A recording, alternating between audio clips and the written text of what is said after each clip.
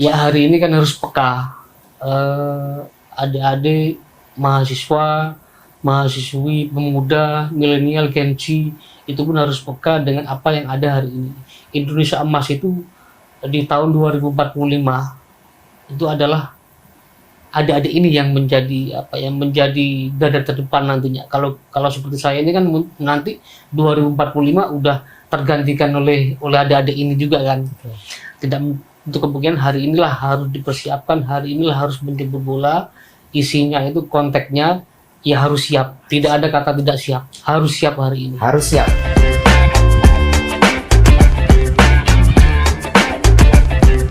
Halo Empower, selamat datang di podcast Suara Rakyat. Kali ini sama Fanhar dan kita ngobrolin soal tani ya Empower. Kenapa soal petani? Karena gini loh, coba kamu lihat, kamu keliling-keliling aja lah wilayahmu, ngeliatin sawah gitu kan. Coba lihat petaninya. Ada yang muda? Nggak ada. Yang muda-muda nggak mau jadi petani. Nah ini kan problem, karena apa? Nah terus nanti kalau petani ini habis, nggak ada regenerasinya, kamu yang muda-muda nggak mau jadi petani, piye terusan? Makanya sama Fanhar sudah ada Mas Denny Prasetya dari Komisi B DPRD Jawa Timur, Mas ya. Apa kabar Mas, sehat? Alhamdulillah sehat. Alhamdulillah sehat. Iya toh Mas, tapi memang kalau kita keliling-keliling banyak banget petani itu yang muda-muda nggak ada di banyak wilayah gitu kan. Melihatnya sepuh-sepuh gitu kan. Ini kayak jadi masalah yang parah sih kalau menurut saya. Pribadi kalau menurut Mas Denny.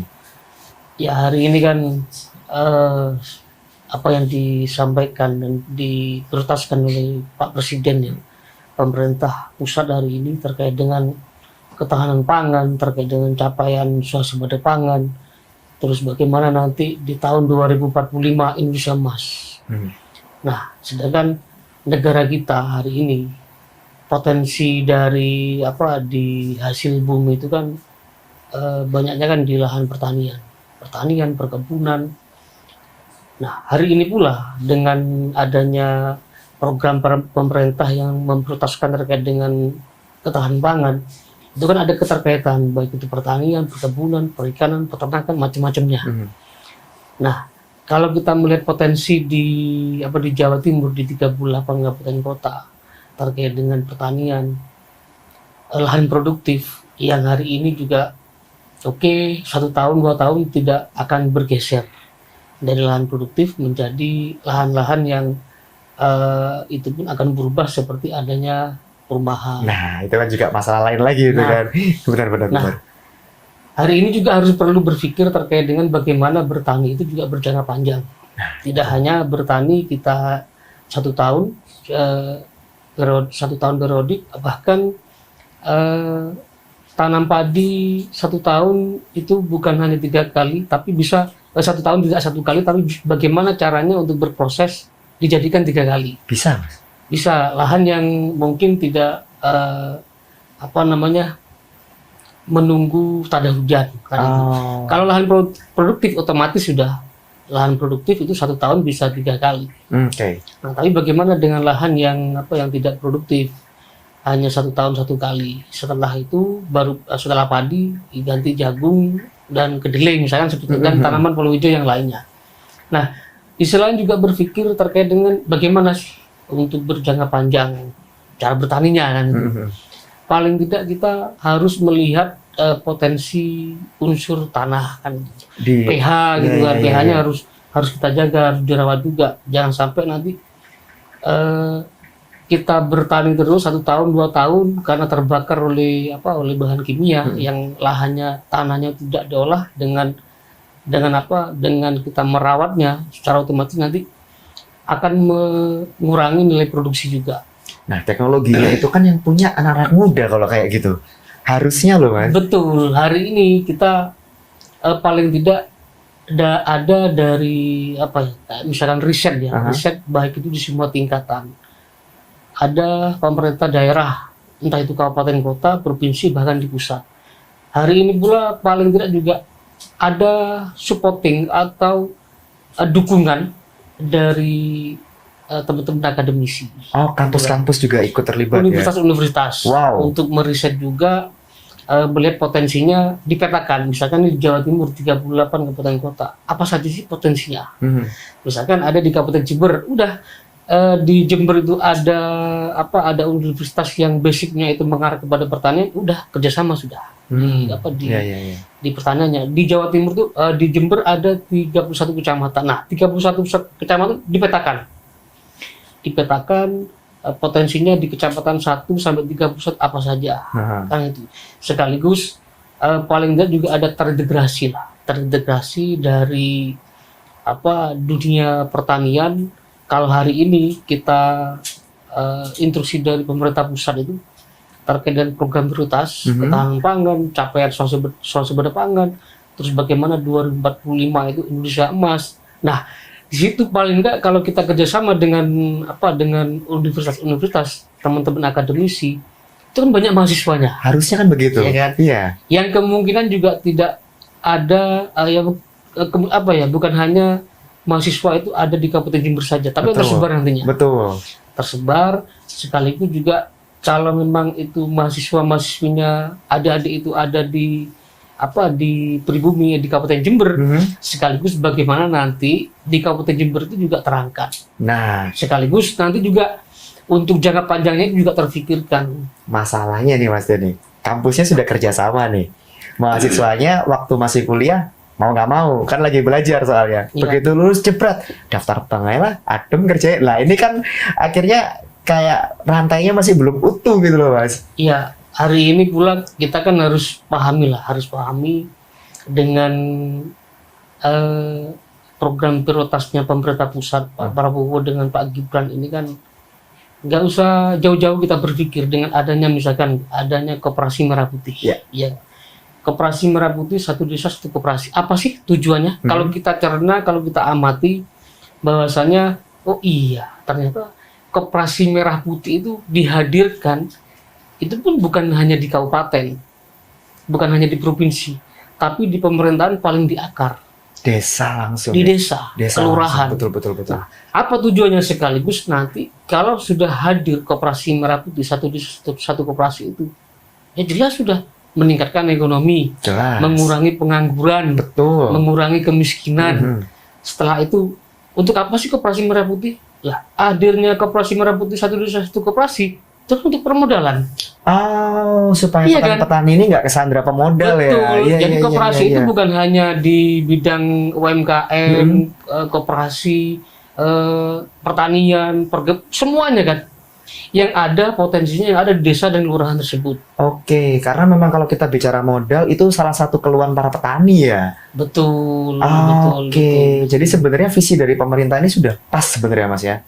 Iya, itu pun saya kira sudah terfikirkan, sudah melakukan negara sudah meriset meriset bahwasanya ada keharusan negara hadir, salah satunya bentuk koperasi merah putih. Ini kan bukan hanya koperasi merah putih. Betul.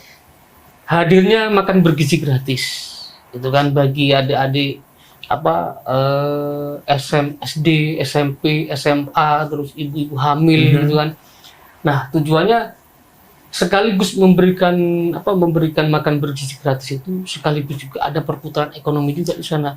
UMKM hidup. Iya. Pertanian juga hidup karena betul.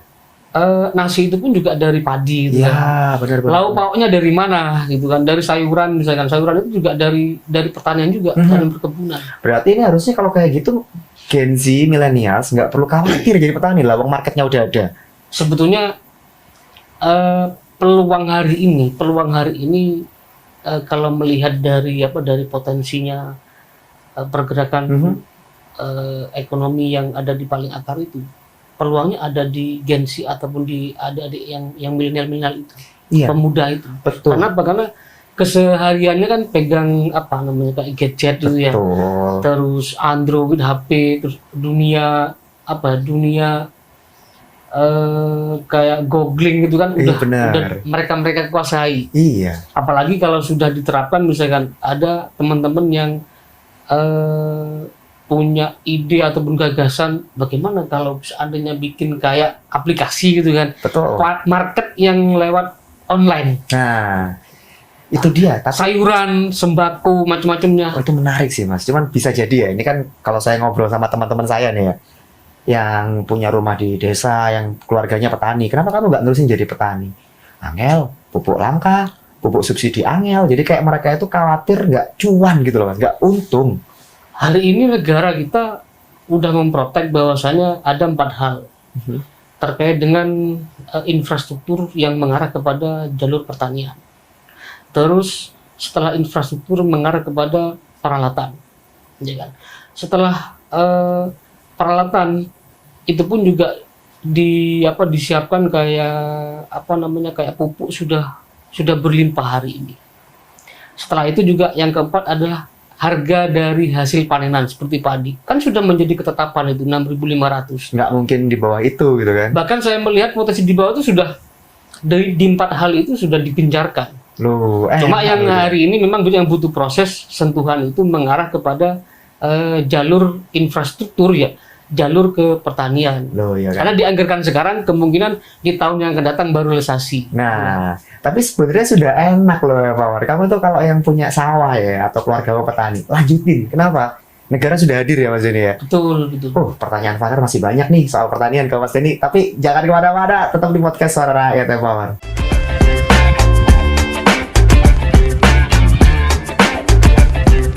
Lanjut lagi ya Pak War, masih di podcast Suara Rakyat sama Vandar dan Mas Denny di sini. Mas, tadi kan panjenengan sudah cerita kalau negara sudah sangat hadir gitu kan. Ada 4 hal yang sudah dijaga oleh negara. Sudah cukup atau sebenarnya ruangnya masih banyak dari kacamata panjenengan? Ya hari ini kan semuanya sudah disiapkan, tinggal sumber daya manusianya kan, yang harus digenjot, yang harus dimasifkan. Hadirnya semua kebutuhan yang sudah disiapkan oleh negara, oleh pemerintah itu pun harus dijemput bola juga oleh teman-teman yang ada di bawah terkait dengan sumber daya manusianya. Dalam hal ini diimbangi juga dengan permodalan. Kenapa kok saya menyampaikan adanya permodalan? Karena Koperasi Merah Putih hadir kan, sudah ada 80.000 se-Indonesia itu. Kalau di Jawa Timur ini kan satu desa satu koperasi. Betul. Nah, paling tidak teman-teman yang ada yang di bawah itu kadang juga ada anaknya petani gitu kan, tidak meneruskan dari yang sudah dilakukan oleh bapaknya. Nah, itulah ya mantap. Untungnya saya tidak seperti itu. Saya anaknya petani ya, masih melanjutkan. Masih tani sampai sekarang Mas? Masih. Luar biasa loh, ini berarti sahar banget loh ini Mas Denny. Masih berlanjut berarti Mas? Ya, masih. Nah, alhamdulillah. Koperasi Merah Putih untuk akses modalnya membantu sekali loh Mas memangnya. Saya kan masih kurang paham gitu kan dengan konsepnya Koperasi Merah Putih. Seberapa membantu sih sebenarnya dia buat modal ini? Kalau seberapa membantu, paling tidak kan yang sudah disampaikan oleh Bapak Menteri, oleh Pak Presiden, oleh pemerintah terkait dengan anggaran yang ada perputaran di situ kurang lebih 3-5-6 miliar kan. 3-5-6 miliar itu pun melihat posisi yang ada di daerah paling di akar itu sudah cukup. Sebenarnya sudah cukup. Tinggal dioptimalkan aja. Gitu. Betul, tinggal dioptimalkan dengan disondingkan yang terkini lah hari ini. Hari ini pemerintah di semua tingkatan sampai di paling di akar seperti di desa dan kelurahan itu perlu adanya belajar untuk bersama. Kalau menurut saya belajar bersama itu pemerintahan desa, pemerintahan kabupaten, pemerintahan provinsi, pemerintahan pusat ya, rembuk musyawarah bareng. Oke. Musyawarah bareng yang isinya itu nanti paling tidak ada pemetaan potensi yang ada di bawah, di lokal. Supaya kalau hari ini kita saling mempunyai ide atau bergagasan, misalkan nih pemerintah pusat punya ide gagasan yang sekiranya itu juga ini kalau kita cermati adanya Koperasi Merah Putih.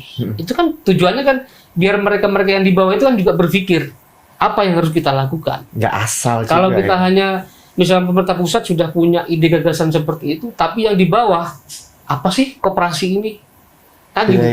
Uangnya sudah ada, paling nggak ada dukungan juga. Betul. Supporting dari pemerintahan yang ada paling di akar. Pemerintah desa, kepala desa beserta dengan perangkat-perangkatnya. Ada seperti dipetakan sudah satu desa. Satu desa ini ada berapa lahan yang produktif. Misalkan pertanian, benar, perkebunan sudah terdata. Masuk database-nya ke pemerintah desa. Habis itu UMKM. Ada berapa sih pelaku UMKM yang ada di desa A misalkan. Terus pelaku peternakan. budidaya ikan. Kalau ada nelayan misalkan, ya udah terdata semua nelayan tersebut. Oh enak kalau kayak gitu mas. Jadi kan kayak misalkan lahan pertanian ya, gak ngawur nanamnya mas. Jadi benar-benar tepat sasaran kan. Iya, fungsinya dari pemerintahan yang paling di akar itu paling tidak kan. Kalau pemerintah pusat kan dasarnya kan dari bawah. Betul. Ada apa sih di bawah? Udah pemerintah pusat udah nyiapin anggaran misalnya untuk permodalan. Tujuannya ya itu paling tidak kan ada tidak memunculkan egonya masing-masing lah. Nah, makanya kan butuh duduk bareng, butuh belajar bareng kan itu. Bukan saya di semua pemerintahan itu mengapa saya kok menyuruh belajar bareng. Pemerintah pusat pinter, pemerintah daerah tidak. Karena di situ ada rangkaian, semuanya rangkaian terkait dengan nuansa politik juga. Masa jabatan misalnya. Masa jabatan terkait dengan kepala desa. Itu kan berapa tahun sih? Kalau dihitung dari sekarang, paling kurang lebih 2 tahunan. Iya sih. Iya kalau masih jadi lagi gitu kan. Kalau tidak jadi, ini kan butuh proses lagi. Iya. Jadi PR-nya supaya rantainya itu utuh dan sambung panjang sebenarnya mas ya. Betul. Wih. Ternyata di balik kemudian pasti ada kesusahan ya. Ini kebalik ya. Tapi memang harus kayak gitu. Hidup harus ada tantangan ya mas ya. Semuanya paling tidak kan harus supporting lah. Baik itu di pemerintahan kabupaten kota, pemerintah provinsi, bahkan negara, pemerintah pusat pun harus monitoring terus kan. Nggak bisa dilepas mas ya. Iya, harapannya ya contoh seperti kita yang ada di pemerintah provinsi, di Komisi B. Itu kan pemerintah provinsi sebagai kepanjangan tangan pemerintah pusat. Ya kan sekaligus hari ini paling tidak kan juga bisa memunculkan potensi-potensi di 38 kabupaten kota. Sebenarnya nanti kita apa nih kira-kira kebutuhan dari pemerintah kabupaten kota? Sudah munculkah? Kita paham bahwasanya 38 kabupaten kota itu anggarannya kan ada yang tinggi, ada yang besar gitu kan. Ada yang kekurangan gitu kan. Nah, disitulah masuk database kita petakan sekaligus supportingnya itu ini harus masuk ke sini anggaran bantuan kabupaten misalkan. Enak kalau gitu mas. Itu. Enak kalau kayak gitu mas. Tapi kalau bicara teknologi pertanian ya mas ini ya, mumpung petani juga kan. Iya. Perkembangannya secepat itu kah di dunia teknologi pertanian ini mas? Sama di pertanian pun juga perlu adanya pendataan juga. Cluster. Contoh misalnya ada salah satu kelompok tani yang berkeinginan untuk modernisasi, ya kan? Baik itu tanam, baik itu pada waktu proses perawatan, setelah proses perawatan panenan. Contohnya misalkan apa sih yang diharapkan oleh petani terkait dengan modernisasi? Peralatan terkait dengan penanaman yang namanya itu transplanter untuk tanaman yang tidak menggunakan manusia, karena saat ini kan tenaga kerja untuk manusia kan mulai berkurang karena cenderung usia dari petani itu kurang lebih 50 ke atas kan. Iya loh. Milenial kan nggak ada, muda-muda ini minim. Nah, di situ pun juga muncul masalah kalau tidak dilakukan pendataan. Kenapa kok muncul masalah? Karena peralatan seperti untuk modernisasi transplanter itu kan ada yang mini, ada yang besar. Panenan juga. Yang namanya kombin itu ada yang besar, ada yang sedang, ada yang kecil. Bagaimana kalau peruntukannya di lahan yang basah ya?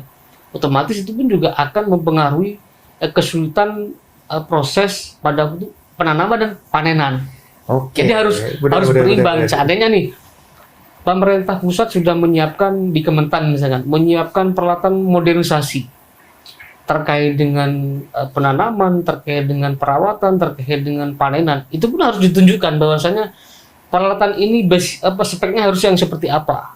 Jangan sampai ujuk-ujuk teman-teman di bawah seperti kelompok tani, gabungan kelompok tani itu pun mengajukan peralatan, tapi peralatannya itu juga tidak sesuai dengan peruntukannya. Muspro juga kan? Iya, eman juga. Dikasih ternyata di situ petaninya sepuh, bingung makainya. Betul. Banyak atau kejadian kayak gitu, Mas? Kalau sebelumnya sih pengalaman kita yang kita tahu, begitu sebelum peralatan itu diturunkan, itu ada pelatihan sebenarnya. Ya, ada pelatihan bagaimana cara memakainya.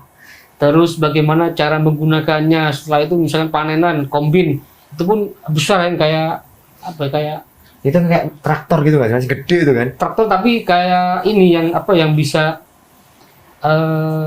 operatornya tetap manusia kan, Oh, iya. tetap manusia, tapi dimudahkan dengan kapasitas yang lebih besar, yang lebih banyak. Yang gulung itu bukan Mas? Bukan ya? Yang gulung enggak, sekaligus dia sasarannya kurang lebih berapa ya? Segini ya? Bahwa besar. Besar banget. 5 sampai 10 meter Wih, jalannya. gede banget. Iya. Wah, itu kalau yang operator yang sepuh-sepuh apa enggak kasihan tuh Mas? Nah, itu paling enggak sepuh hendaknya paling enggak kan tenaganya kan harus energik. Lah kan, ya itu dia. Nah, itu pun juga menjadi formula bagaimana ada ketertarikan tersendiri bagi petani-petani muda kan. Iya, sakno loh Mas. Iya. Sudah sepuh-sepuh terus harus operator alat yang seberat itu ya mungkin alatnya banyak otomatisnya sudah tapi kan butuh energik juga. Betul. Jadi yang kita hari ini kita masifkan itu di daerah-daerah ada kerjasama ataupun kita berdiskusi ringan itu seperti misalkan teman-teman Muhammadiyah gitu, pemuda Muhammadiyah, terus pemuda Ansor, terus adik-adik pergerakan seperti HMI, PMII. Nah itu pun kita sasaran ke sana untuk untuk bagaimana ada ketertarikan tersendiri. Wah. Bahkan sempat muncul juga sih pertanyaan-pertanyaan dari teman-teman Ansor itu. Seperti apa sih perhatian dari pemerintah muncul seperti itu? Asik. Dari teman-teman PMI, dari HMI yang mereka dari organisasi basicnya itu pergerakan terus. Paling tidak kan juga berpikir bagaimana melihat potensi lah di Jawa Timur. Oh ya, potensi di Jawa Timur itu dunia pertaniannya kan harus digenjot. Iya. Siapa lagi kalau bukan penggantinya, penerusnya itu mereka. Nah, Kan itu. Fanar jadi penasaran. Godeknya gimana? Triggernya gimana? Tapi nanti dulu Mas Jadi. Jangan kemana-mana, tetap di podcast Suara Rakyat ya Mawar.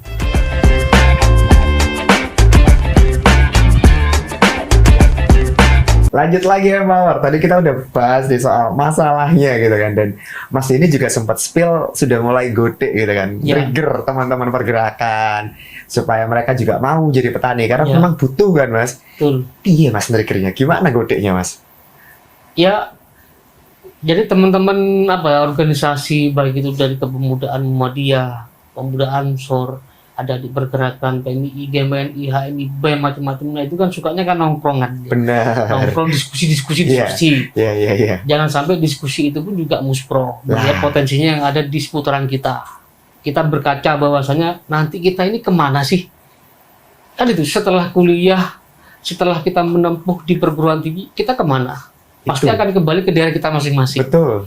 Nah, melihat potensi di daerah kita masing-masing, kalau bicara di Jawa Timur ini kan potensi kan pertanian, Iya. perkebunan, peternakan, perikanan kan itu. Ya, paling tidak dengan berpikir dengan rasional, tentunya kita punya punya ide gagasan yang sekiranya itu disondingkan dengan dunia digital hari ini. Dikonekin gitu ya. Saya kira paham lah adik-adik pergerakan-pergerakan itu juga melihat potensi saat ini. Oh iya, misalkan nih, ini kayaknya rame-rame demo gitu kan. Itu betul. Iya kan? Itu betul. Rame-rame demo. Nah, tapi saya melihat dan mengamati ini kok tidak ada yang mengarah misalkan berpikir terkait dengan bertani, bercocok tanam. Itu kayak enggak. Apakah ini masih belum terpikir atau terbawa isu-isu terkini gitu kan. Padahal kita gelontoran-gelontoran dari pemerintah pusat itu terkait dengan program baik itu benih unggul, padi, jagung macam-macamnya, kopi macam-macamnya, peralatan, terus infrastruktur mengarah pertanian bahkan sampai ke harga hasil dari pertanian itu udah dipatok kan. Aman Udah sebenarnya. ditetapkan. Dan kalau ngomong bibit Jawa Timur unggul banget loh Mas bibit-bibitnya nih. Betul. Nah ya eman loh sebenarnya. Iya. Jangan sampai kalau kata pepatah itu ayam mati di lumbung padi lah ya. Iya. Eman Contohnya loh. kan di Ansor misalnya. Nah, kalau bicara Ansor ini kan pemudanya kan luar biasa sekali. Betul. Kadernya kan juga banyak ya di Jawa Timur ini. Tetapi untuk berbicara terkait dengan konteksnya pertanian itu sangat minim sekali. sangat minim sekali. Iya, iya, iya, iya, iya. Yang katanya Ansor itu juga kader dari dari NU misalkan ya, Iya, iya, iya. dari warga Nahdien gitu kan. Tapi kalau bicara Nahdien juga pekerjaannya petani. Banyak yang petani kan. Iya. Benar. Iya, di kampungku juga rata-rata orang Nahdien petani loh, Mas. Iya betul. Nah, ini pertanyaan loh, kenapa malah jarang ngomong soal pertanian? Makanya dari ini kan negara kita awal tahun ini sudah memprotek untuk pertanian itu capaiannya harus jelas. Oke. Seperti swasembada pangan. Udah kita sampai bicara di Jawa Timur ini. Ini kan butuh proses dengan pemerintahan Pak Prabowo ini kan, kalau lihat pemerintahnya 5 tahun kan. Betul. Ya, selama menjabat sebagai presiden masih ada waktu, masih ada peluang, Masih panjang. Betul. Betul. Karena awal tahun mulai sekarang kan masih kurang lebih 7 bulanan kan ya, yang sudah digencarkan oleh pemerintah pusat. Kita yang ada di pemerintah provinsi juga ikut serta mensukseskan, supporting juga, sekaligus informasi-informasi ini biar ditangkap oleh organisasi-organisasi yang ada di Jawa Timur, Muhammadiyah, NU, terus pemuda-pemuda yang lainnya seperti HIPMI. Ini kan juga ada keterkaitan juga. Harusnya. Pengusaha-pengusaha muda. Tidak ujuk-ujuk jadi pengusaha muda, nanti barangnya dari mana kan itu? Suplainya dari mana? Pasti hasilnya kan dari pertanian, betul. dari perkebunan, dari peternakan, dari macam-macamnya itu. Tapi Vaner penasaran sih Mas ini, pas kumpul sama teman-teman mahasiswa gitu ya. Sambatannya mereka ketika digodek, kamu nggak mau jadi petani, sambatannya apa tuh Mas sebenarnya Mas? Ya, hari ini kan masih belum begitu dipahami terkait dengan dunia pertanian, belum dipahaminya itu lengah. Sebetulnya kan kembalinya itu menghidupkan kembali itu seharusnya dari keluarga kita masing-masing. Kita mengaca bahwasanya konteksnya bicara di Jawa Timur dulu. Jawa Timur ini apa sih potensi dari yang ada di Jawa Timur? Pertanian, itu kan. Nah, setelah itu dari pertanian mengarah kepada konteks saat ini ya. Di Jawa Timur tuh ada banyak universitas. Ya kan? Betul. Banyaknya universitas. Setelah itu mahasiswa pasti ada juga jurusannya mengarah kepada pertanian. Ya kan? Terus setelah itu ada riset-riset di masing-masing daerah. Malang misalnya, udah di Malang banyak universitas juga. Di Surabaya misalkan ada Ubaya, ada UIN, Sunan Ampel, macam-macamnya. Nah, ada di timur bisa Banyuwangi juga ada, Jember juga ada, terus wilayah Matraman pun juga, Madura pun juga berkembang pesat dengan universitasnya, gitu kan. Nah, paling tidak ada riset dari akademisi yang kerjasama juga dengan pemerintah yang ada di kabupaten kota, di Sampang kah, Sumeneb kah, sekaligus juga menunjukkan bahwasanya ini hasil riset dari universitas ini, menunjukkan bahwasanya pertanian itu seperti ini, cocoknya ini, gitu kan. Misalkan pertanian di Madura Raya misalkan, pertanian tidak begitu tapi tambah garam misalkan, silakan, nggak masalah. Itu tuh salah satu namanya petani garam kan, yang hari ini pula kita gagas terkait dengan rancangan peraturan daerah terkait dengan petambak garam, petani garam, itu kan. PR-nya seru nih Mas, maksudnya ketika beneran akademisi ini dia bisa sinkron sama pemerintah daerah. Sekaligus juga itu pun akan memunculkan dari akademisi yang tersampaikan pesannya itu juga nyampe kepada mahasiswa-mahasiswinya. Karena yang menjadi pelaku utamanya, contoh misalnya kayak kemarin kita di Malang ya. Di Malang itu ada kita diajak koordinasi terkait dengan ketahanan pangan. Mahasiswa-mahasiswinya itu mau KKN, itu di Universitas Islam Raden Rahmat. Iya. Di Malang. Akhirnya temanya saat ini ya ketahanan pangan gitu saya. Akhirnya ada proses yang cukup tidak pendek, panjang juga terkait dengan pengajuan bibit benih unggul padi. Iya. Nah, akhirnya begitu ada di mahasiswa itu yang KKN langsung kerja nyata ya di desa-desa, turunlah bersama dengan bibit benih unggulnya itu, benih padi Imbari 32. Alhamdulillah penyebaran untuk pendistribusian benih bibit unggul itu juga yang melakukannya mereka-mereka. Nah, itu pun pancingan kan ya. Dipancing, Pancingan betul. menurut saya pasti nanti akan ada ketertarikan. Begitu kita ada di forum, adik-adik mahasiswa itu pun juga bertanya, berdiskusi pun bukan hanya di benih, gitu kan? Bukan, tapi bagaimana dengan jangka panjangnya? Wow, berarti mereka Bertani. sebenarnya tertarik ya Mas ya? Iya, Iya. cuma kan paling tidak ada ada perhatian dari pemerintah setempat. Tentu supporting itu harus ada. Makanya muncul juga bagaimana kalau seandainya di Malang itu memunculkan benih yang kapasitasnya itu unggul, ya kan? Lalu diriset oleh kampus-kampus, oleh universitas-universitas. Akhirnya itu pun juga sah-sah saja dilakukan oleh universitas. Wah, jadi menarik sih sebenarnya ruang untuk teman-teman Gen Z dan millennials ini buat jadi petani banyak.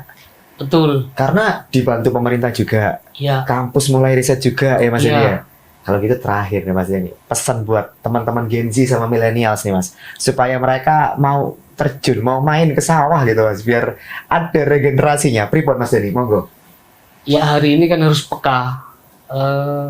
Adik-adik mahasiswa, mahasiswi, pemuda, milenial, Gen Z itu pun harus peka dengan apa yang ada hari ini. Indonesia emas itu di tahun 2045 itu adalah adik-adik ini yang menjadi garda terdepan nantinya. Kalau seperti saya ini kan nanti 2045 udah tergantikan oleh adik-adik ini juga kan.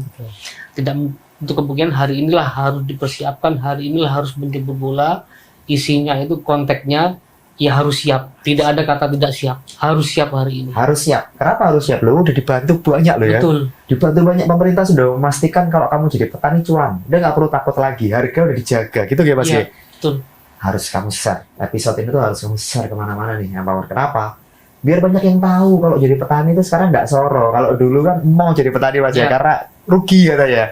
Tanami setahun, untungnya cuma 1 juta. Kan kalau dulu kayak gitu. Sekarang sudah enggak. Sekarang udah cuan.